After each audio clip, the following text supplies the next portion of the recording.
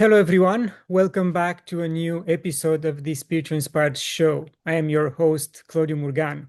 For previous episodes, please visit Auraverse Network, spiritualinspired.ca, or our YouTube channel. My guest today is Mark Relic, and we'll talk about writing, action is more important than words, and how can one become the author of his own life, and even more. Mark, thank you for joining me. Thank you as well. It's a pleasure talking with you. How are you today? I'm amazing. And you are an author, but also a linguist and a spiritualist. So, how do you actually inform each other in your day-to-day work as different, let's say, labels or personalities?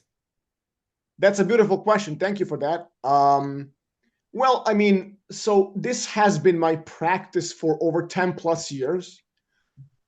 As long as I did that with, with the people all over, like globally, worldwide, and nothing fulfills me more because this way I can actually gather all these things I do, as in I am in coaching business and in writing business, and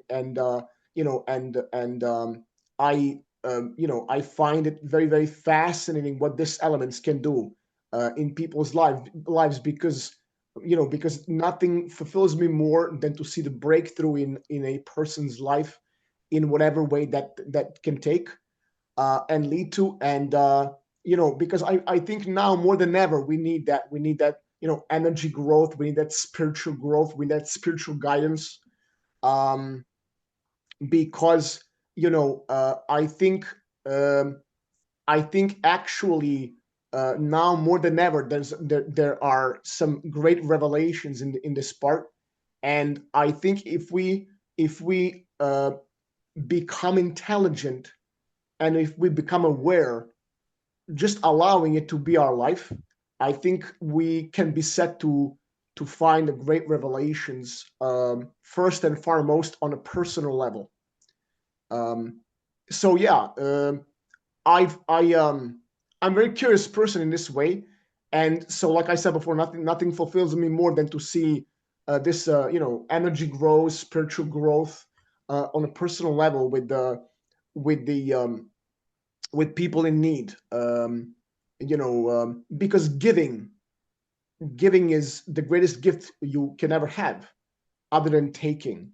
Uh, at least that's my understanding. Yes, thank you. And you wrote two novels, and we'll talk about those as well. But I want to stop for a second to the linguistic component of what you are doing. Are you study specific languages, or for your own curiosity, for your own research in order to write books? How do you use that aspect of your life? Fantastic question. Thank you. Um, Actually, the whole thing started very quite early for me. Um, you know, to give one digression, um, I can't quite remember when exactly it started, but I remember as I was very very small. I was a small kid. While other kids played ball on the street, I decided to direct my mind toward being busy with languages because for some reason they made sense to me. They just made sense to me, and I didn't think about it as something like something unusual for that early age, as you would think. Um, I wasn't sure how to be aware of that. I just practiced it because it made me curious first and foremost. Like I said, I'm a very curious person, and but back then I did that for just for show.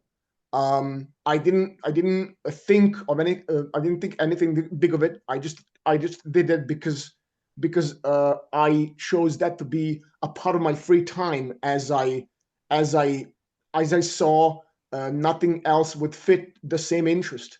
And so later on, I found out what that can actually do, and and in a joke, oftentimes I know how to say that can be a pretty much a superpower because funnily enough, I've met people so far in my journey. I met people who actually are fluent in more than seven languages, for example.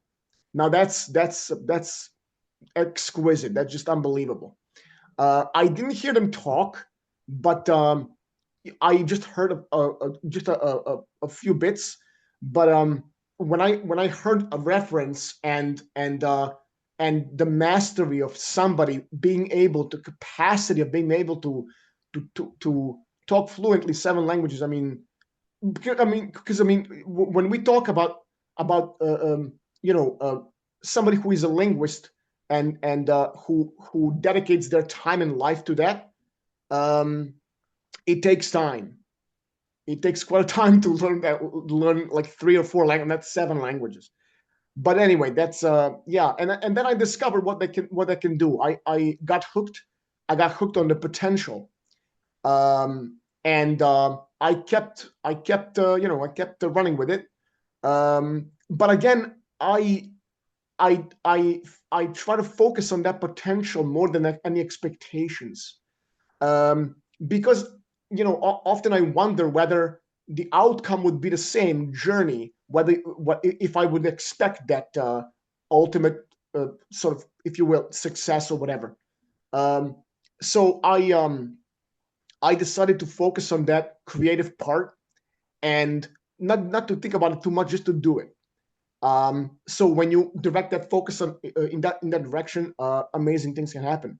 So yes, ultimately, this is what I've been using in my personal practice, and yeah, it's an unbelievable thing, how the talent can get developed, and and and the difference you can actually make uh, in widen that talent has to be yours, and before it gets anybody else's to share. Yes. And in terms of spirituality, do you have any daily practice that worked for you over the years and you can share with those listening? Absolutely.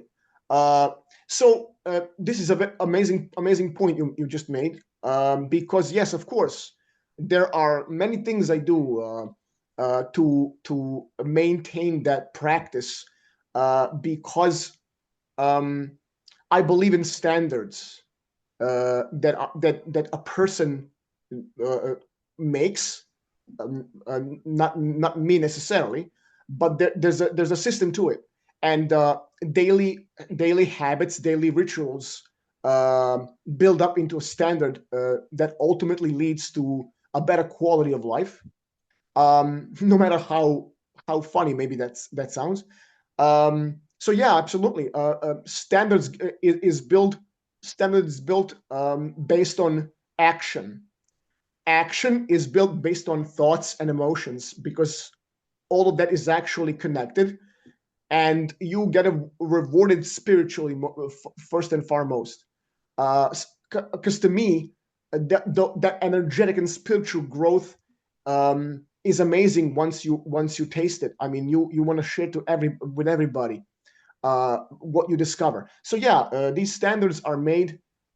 My day starts very early. I mean, if you're looking for to hear some details, very early, I can give you a few points, very concrete, specific points. What I do, because I'm very busy. My day starts very early, like say, I don't know, 4 a.m., 5 a.m.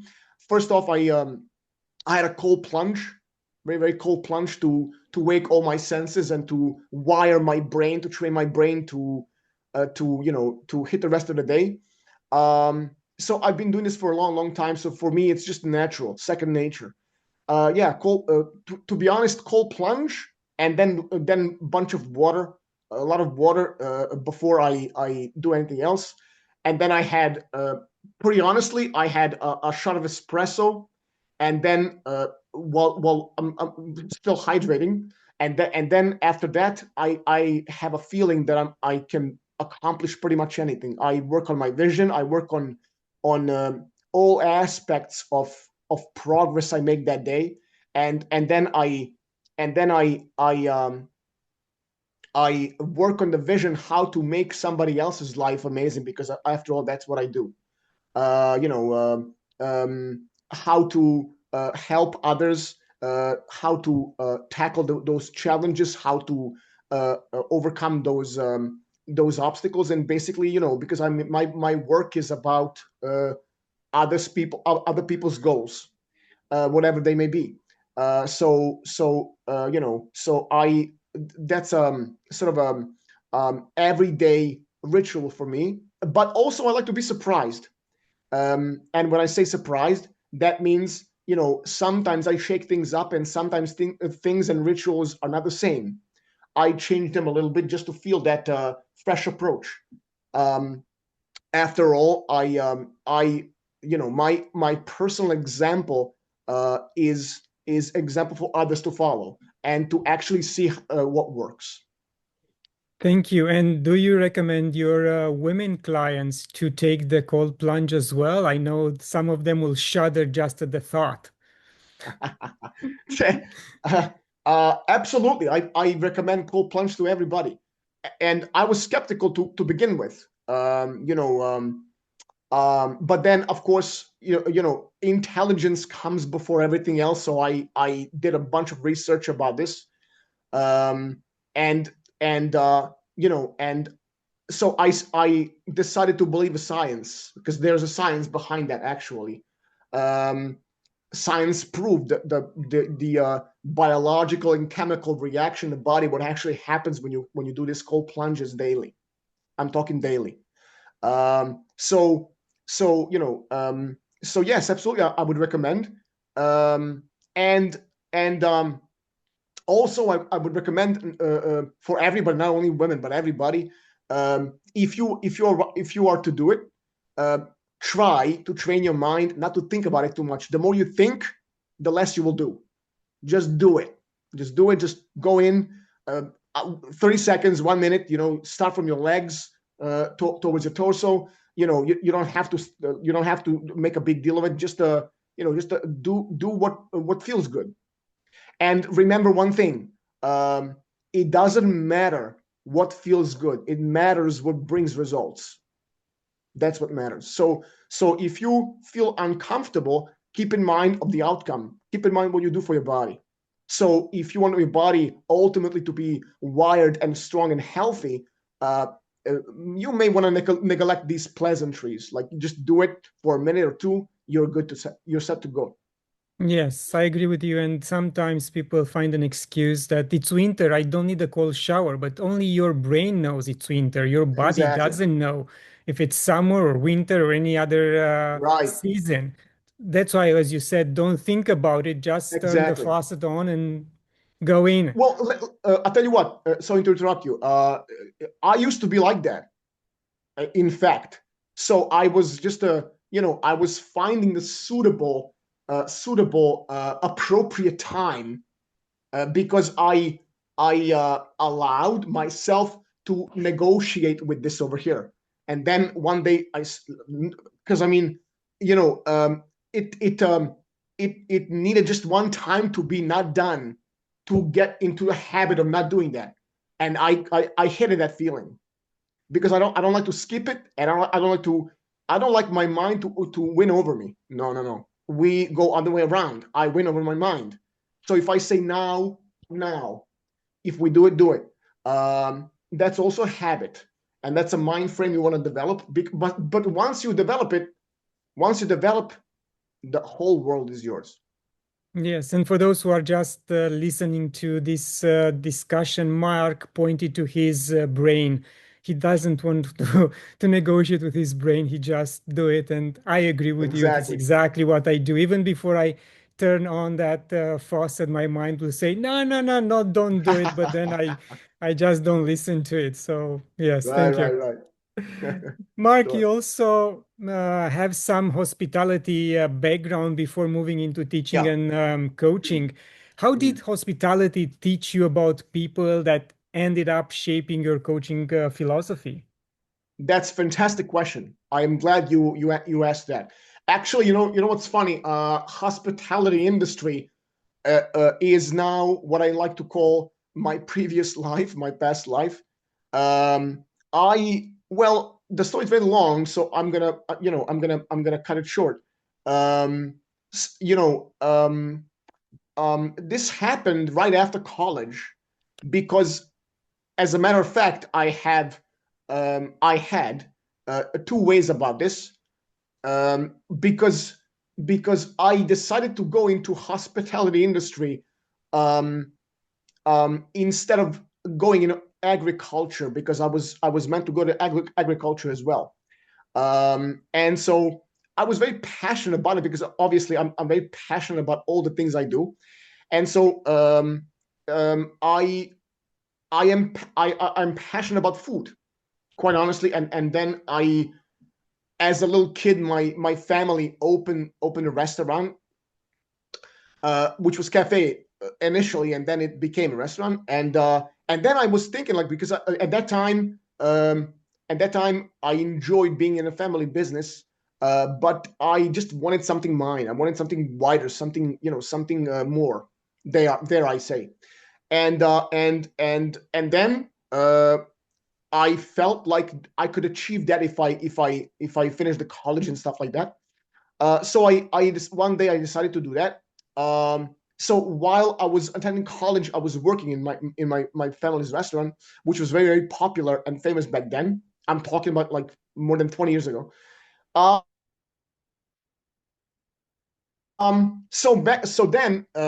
then my passion grew and grew, and I just had a feeling that I would step I would make another step in terms of uh, stepping forward to extend that experience because I wasn't happy with the local situation.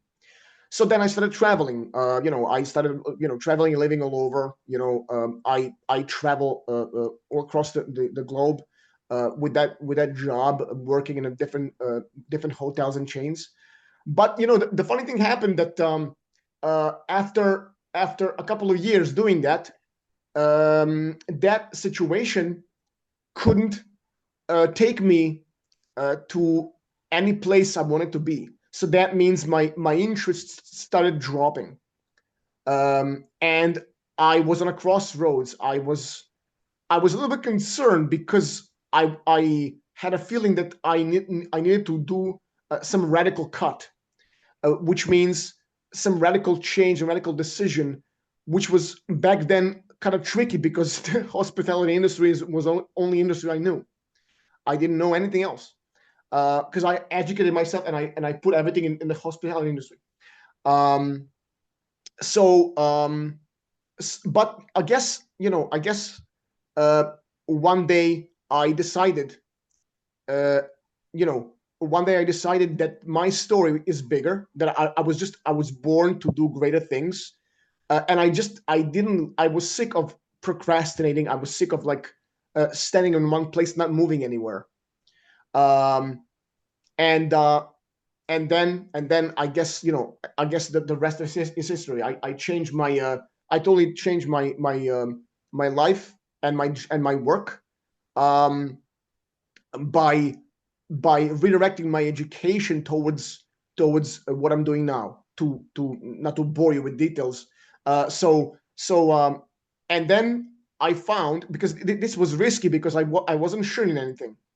But then uh, uh, I like to think that this effort ultimately rewarded me for a greater vision of what I do now. Because I mean, now I can tell you that this is what I do now. Coaching, teaching, and writing, all these elements, they became a purpose. They became a meaningful purpose, and actually, I would do them for free. So yeah, I mean, no matter how it sounds, uh, I would say that I live that purpose, and I'm so happy that I can share it with you as much as with your listeners and everybody out there who listens. So yeah, just be brave, guys. Be brave, and never stop believing in your potential. But also try not to squander it. Try not to waste it. Be brave and just do it. Don't second guess your potential. Don't second guess your talent. Yeah, Beautiful. Thank you very much for sharing that. And absolutely. now I want to turn towards something we both really enjoy and love, writing. And Ah. you are the author of The Woods and the Monster. So let's start with the first one. What was the seed idea that grew into that novel, and how Mhm. long had it been with you before you started writing? Sure. Are you talking about Woods? Yes. Sure. Yeah, I'm always happy to talk about the woods because the woods is very, very funny. It's one funny concept. Um, um, because the funny thing about this is that woods is many layered story. It has many layers. Um, but what I would start with is that this protagonist um, was me, and it wasn't me in this world full of mystery and unexpectancy. Um, um, I guess looking for inspiration because as the story begins with him on a crossroads of him not knowing what his life was. Um, so so basically, what he needed to do is rediscover himself. Um, I'm talking about person who is totally stripped of everything, no ambition, no inspiration. He was caught in a particular situation in his life where he lived in this big house, no water, no electricity, no nothing, in winter with all these layers on him, trying to survive. And yet, what was very, very, very impressive for me when I portrayed him was that he, no matter how things are tough, no matter how things put him down, no matter how gloomy he feels, he always finds some kind of a positive outcome, positive way of thinking, and um, positive way of looking at things. And that's what keeps him going. So anyway, also the story is hugely about identity, as I am strongly drawn to that, who we really are and how do we find things we are good at. Ultimately, it's also about talent, because my personal belief is that everybody has that, you know, everybody has that talent in them. Mind you, talent uh, can be about anything. Most people think about talent like something grandiose, something big, like something huge. Oh, he's talented or he's not talented. You can be talented in anything really, just a banal things. But if you focus on that, if you dedicate your time to that, something can come out from that bigger. And if you pursue that, it can greatly be your life, and it can reward you in some ways you couldn't expect. So and so yeah, so this story progresses in this magical, I would say, place called the woods.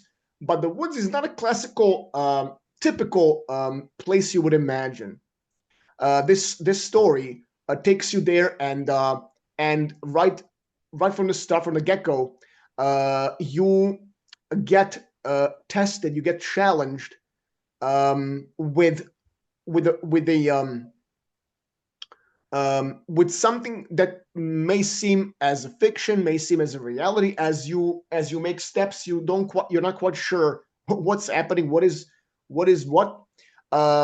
But the story progresses as it rewards you for events that happen as he goes on, because at times what is beautiful to you as a reader and for a character, and it becomes different. It's very unpredictable.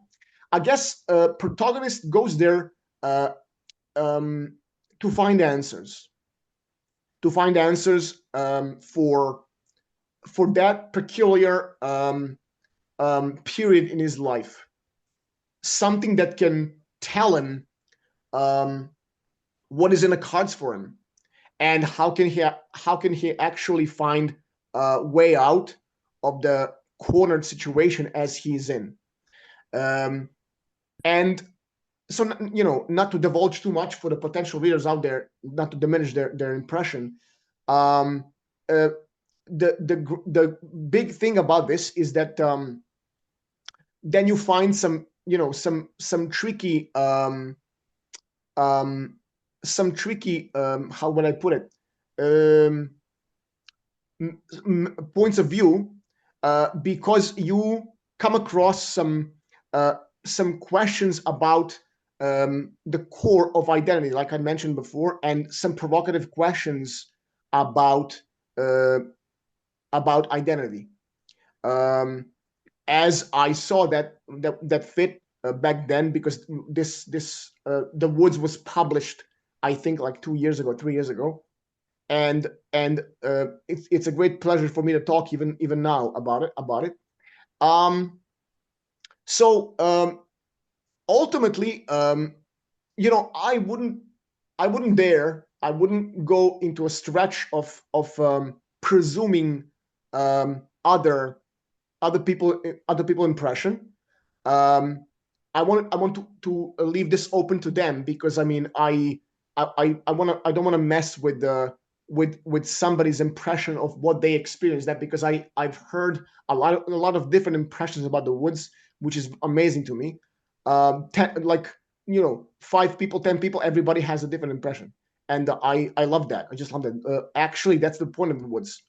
The point of the Woods is not to be comfortable, and not for you to agree. Oh, yeah, I agree. Not to agree with it, but actually to provoke and to entice that niche, that, like, that, if you will, the voice, or your potential lurking in the background, just waiting for its time to rise. Because when it rises, well, that's a totally different way of things, and you can actually see and experience rebirth, and you can rebuild your life however you like, however you see it fit. Yeah, I agree. And we all, or each of us, has his own wood Yeah, to conquer. We come with a lot of baggage in this life, and we have to fantastic. be careful how we clean it up, shed it off. We have to work on Yeah. ourselves, even if Mhm. some people think that that's not real. But based on my own experience, yes, this is real work that we have to do it for our family, for our Yes, ancestors, for the generations to absolutely. come. So Yes, the moment one understands that life is joyful and we have to make the most out of it, but there is also work we have to do in order to make it even easier and more joyful. sure, absolutely. Right on the money. Yeah. Mark, you wrote a while ago, I think, that people should be kind to their thoughts. What's Mhm. a thought pattern you've had to be kind to or fight against in yourself? Yes, another fantastic question. Well, I mean, if you come from an aspect of how many thoughts we have daily, um, you know, um, uh, I'm going to use a cliche just to begin with, that like a million times probably you've heard about these famous line of, how your thoughts are, your life is. But actually, that's a good set of point, because thoughts do not control you. You control your thoughts. So, coming from that matter, every thought is exactly like your decision. Every thought is directed by you, because you are creator of your thought. Thought doesn't direct you. You direct your thought. Um, but in order for this to work, you need to be kind to your thoughts. Now, what does that mean? So um, oftentimes uh, we handle different situations in life. In every situation, we have to bring a different part of ourselves, whether it's a business person, whether it's a brother or husband or a cousin or whatever, or banal things of habits in your day life. Whatever it is, whatever situation is, it calls for thoughts. Many of them uh, are unnoticed, so you do them just like automatically because you're accustomed to it. Um, so that's the funny thing about thoughts, right? Um, even if they seem hard, that's you being hard on you. Thoughts have nothing to do with that. But there is a whole range of things you do and can do on everyday basis to actually perfect this. Um, so a lot, to go back to what I said before about standards. your life standards are pretty strong foundation for thoughts. And so, it's just like however you perceive and see the world outside, the outside world, outside of yourself. It's what I mean. So, uh, uh, for example, if you see something you don't like, or if something angers you, or you get down or whatever, there are millions of things, provocations on daily basis, why and how you can feel like this. So you have a choice to go down that rabbit hole, or you can do something about it by training yourself to just redirect it. Because where energy goes, where focus goes, energy flows. Yeah. And so to build that standard also, um, um, thoughts are like muscles. I mean, based on what I can tell you, how I perceive it. I may not be right, but I can tell you something that works for me, and what has been worked for over the years. Um, and this is how I experience this, because I don't let thoughts a lot by and on their own. So I collect them, whatever is happening, whatever provocation comes, whatever it may be. I am more focused on inside world than outside world. I don't quite believe in outside world as much as I believe in inside world, because I have a tendency to take care of my inside world first before I take care of everything else. So that's how I do it with the thoughts as well. Thoughts for me are like muscles. If you train that muscle, it will grow. If you don't, it won't. Pretty simple and straightforward. So if you do this on an everyday basis, you can find some great revelations. Beautiful. Thank you. Thank you, Mark. And we are at the end of our wonderful chat. How can people reach you? And do you have any final words for us? Sure. I am very easy to be reached. Obviously, there's markrelic.com website, and all the socials. I'm on Facebook. I have all the regulars: Instagram, Facebook, LinkedIn. All of these. So yeah, they can just visit my webpage, markrelic.com, and they can find all the insights there. And yeah, for your listeners, of course, like I said before, more than ever, we need to slow down and to pay attention more about where we are now, not where we were, not where we headed right now. That level of consciousness, if you practice it enough, you can actually realize where you're headed and why. Remember, every story, every life, every story starts with a few questions. What do you want? What is it you want? I mean, if you really ask yourself, what do you want? If you have an answer to that question, you go forward to why. Why do you want this? Why exactly do you want this? And then after that, what are you willing to do to get it? If you have an answer to these three questions, because this is basics, foundation for every goal solving. If you have an answer, honest answer, I'm talking about, not this and that, maybe not. No, honest answer to this. If you're ready to have an answer to all these three questions, you're set. Perfect. Thank you very much. Brave. Yes, yeah. Be brave and try to negotiate with yourself less. Try to do more, give more, make more, create more. And I can promise you that will lead you to extraordinary life. Thank you. And Mark said, I encourage everyone to write down these questions and honestly find the answers. Thank you very much, Mark. Thank you as well. It was a pleasure. And thank you. And to everyone listening, thank you for watching. Share it, leave a comment. And until next time, love and gratitude.